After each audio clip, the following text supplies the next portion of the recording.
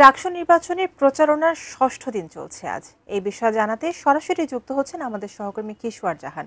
কিশোর, আজকে ডাকসু নির্বাচনের প্রচারণার ষষ্ঠ দিন।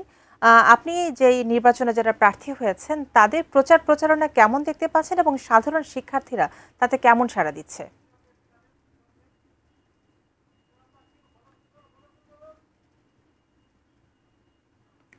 কিশোর, ডাকসু নির্বাচনের অনেক তথ্য আমরা পাচ্ছি, প্রচারণা জমে উঠেছে ডাকসুর আশেপাশে যেই জায়গাগুলো আছে সব জায়গায়, এবং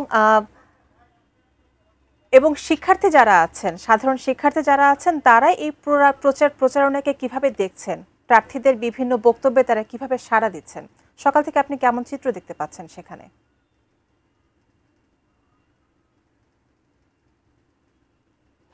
আজকে আসলে ডাকসুর প্রচারণার ষষ্ঠ দিন এবং আজকে এরই মধ্যে আসলে সকালবেলা যেই বিষয়টি নিয়ে বেশ কথা হচ্ছে সেটি হচ্ছে ঐক্যবদ্ধ শিক্ষক জোট জামাত সমর্থিত যে প্যানেল এস এম ফরহাদ, তাকে নিয়ে আসলে একটি প্রশ্ন উঠেছে এবং একটি রিটও করা হয়েছে আসলে তার বিরুদ্ধে, এবং এটি আসলে আরো দুদিন আগে করা হয়েছিল। আজকে আসলে শুনানির সময় রিট যারা করেছে আসলে যে প্যানেলটি থেকে করা হয়েছে তাদের থেকে আমার একটু জানার ছিল যে করার কারণটা কি। যতটুকু জানি যে অদম্য ৭১, অপরাজয় ৭১, অদম্য ২৪, এবং আপনি রিটটি করেছিলেন। একটু জানার এই সময়টাতে আসলে কেন মনে হলো যে তার বিরুদ্ধে রিট করা প্রয়োজন, কারণ আমরা তো প্রচারণা আজকে ষষ্ঠ দিন দেখছি।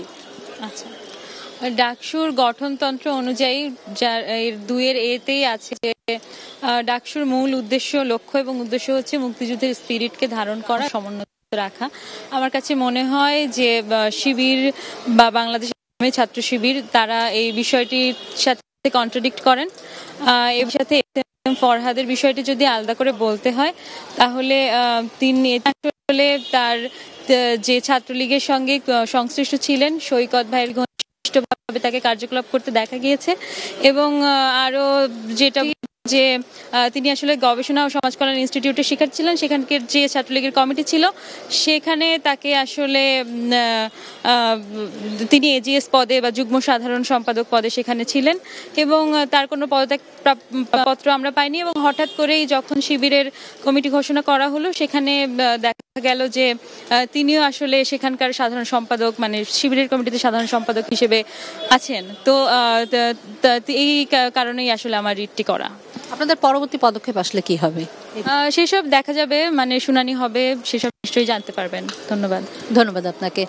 রুমিতা, যেটি বলছিলেন ঐক্যবদ্ধ শিক্ষার্থী জোটের জিএস প্রার্থী এস এম ফরহাদ, ওনাকে নিয়ে আসলে প্রশ্ন তুলেছে বিভিন্ন প্যানেলের নেতারা, আসলে বলতে হবে, কারণ আমরা আরো কিছু প্যানেলে আসলে এ নিয়ে ওনাদের মন্তব্য কিংবা বক্তব্য জানার চেষ্টা করতাম। একটি কথা আসলে বারবার উঠে এসেছে, ফরহাদ নিষিদ্ধ ঘোষিত সংগঠন ছাত্র শিবিরের কমিটিতে ছিলেন, কিন্তু কমিটিতে আছেন এবং পরবর্তী ২৪-এর পরবর্তী সময় আসলে সেখান থেকে তার পদত্যাগের বিষয়টিও কিন্তু স্পষ্ট করা হয়নি। তো সবকিছু মিলিয়ে আসলে একটা ধোঁয়াশা, যে কারণে প্রশ্নটি উঠেছে। আর বলছিলাম রুমিতা, আজকে ডাকসু প্রচারণার ষষ্ঠ দিন, দেখতেই পাচ্ছেন আসলে বৃষ্টির কারণে প্রচারণা কিছুটা স্থিমিত হয়ে গেছে, কিন্তু আসলে এই বৃষ্টিটা বন্ধ হলেই প্রার্থীরা আবার নামবেন, এবং তখন আসলে আরো যে প্যানেলগুলো আছে বা প্রার্থী যারা আছেন তারা আসলে বলছেন কি চাচ্ছেন সেটা আরো জানাতে পারবো। রুমিতা।